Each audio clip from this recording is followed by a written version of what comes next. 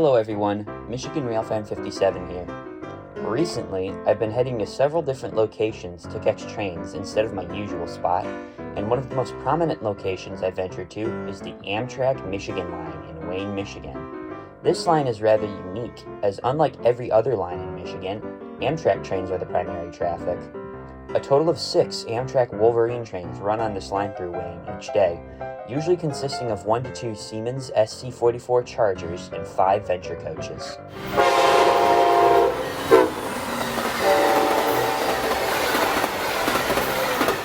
However, as one imagines, this can get very boring after only a few trains. Besides Amtrak, this portion of the Amtrak Michigan Line features only one regular freight train, being NS B25.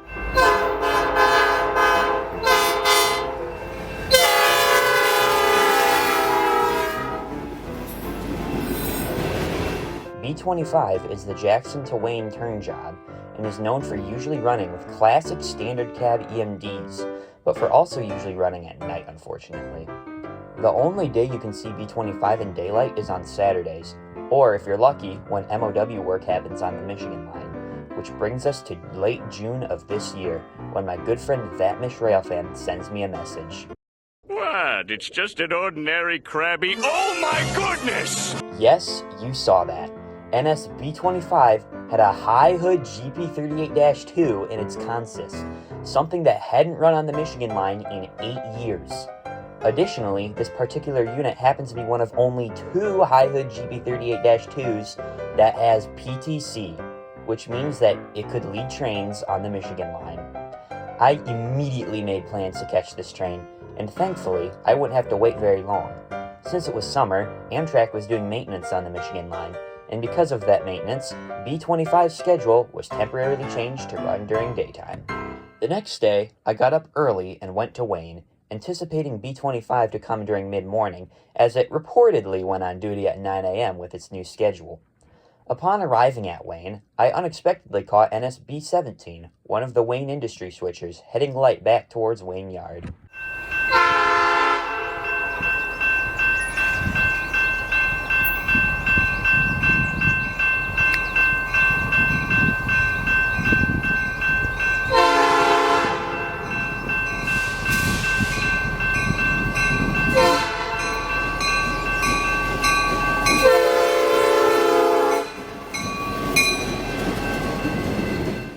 After B17 cleared, I waited, and waited, and waited, yet B25 still wasn't lined.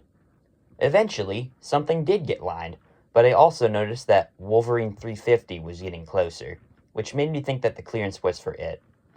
By now, I figured B25 was unfortunately probably not running today, and decided to head to Oakwood Yard in Allen Park to spend the rest of my day. And of course, while I'm there, I get this message. B25 ran, and it had the High Hood leading. To this day, I still don't know if it ran ahead or behind 350, but regardless, I was pretty mad that I fumbled that catch, as if I just stayed there for a while longer, I would have caught the train. Thankfully, B25 had to build its return train before returning to Jackson, so I immediately booked it to Wayne, hoping that it was still there, and thank goodness it was.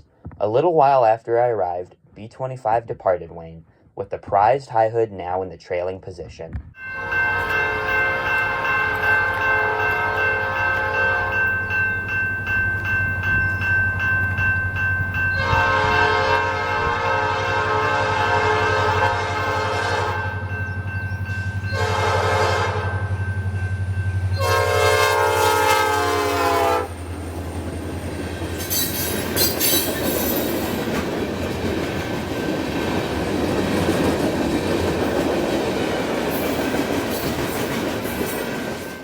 While I'd caught the High Hood, it was trailing.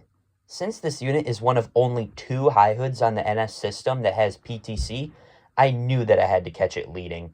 The very next day, I was at Wayne once again to try and catch B25. Right when I arrived, a westbound train, Amtrak 353, got lined, which to my surprise and delight had a P42 leader.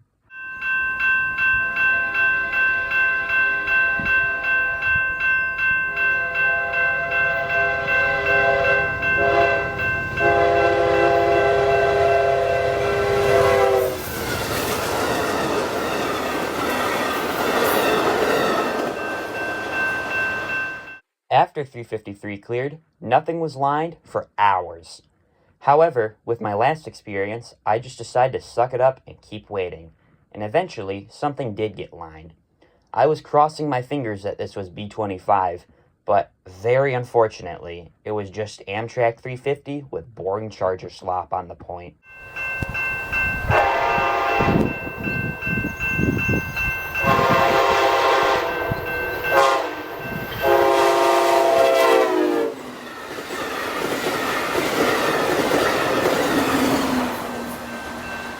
However, I knew that on its Saturday runs, B25 often follows 350 east, so I stayed out longer and waited, and waited, and waited, and nothing got lined.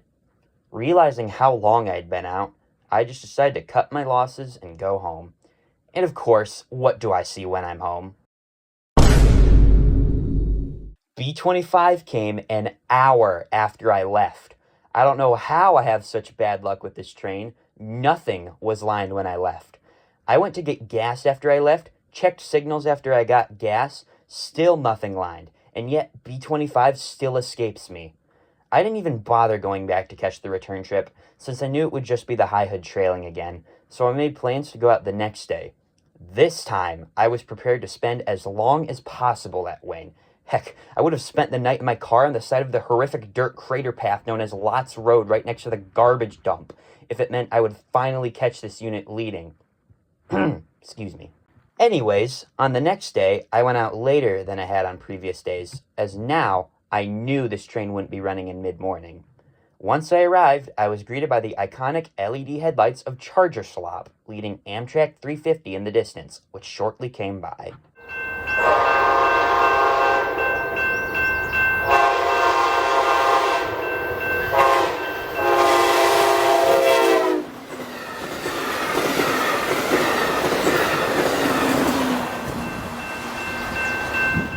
After 350 cleared, I waited and waited and checked signals and saw that something got lined behind 350.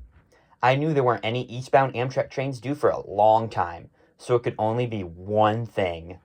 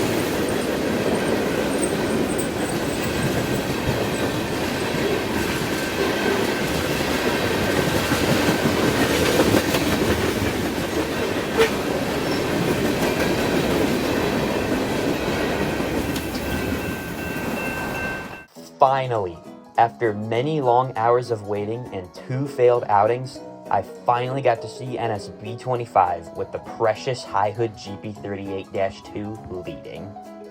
This is NS 5036, originally built for the Southern Railway as their 5036 in March 1972, and was set up for long hood forward operation, which technically means that the engine was facing backwards on this train.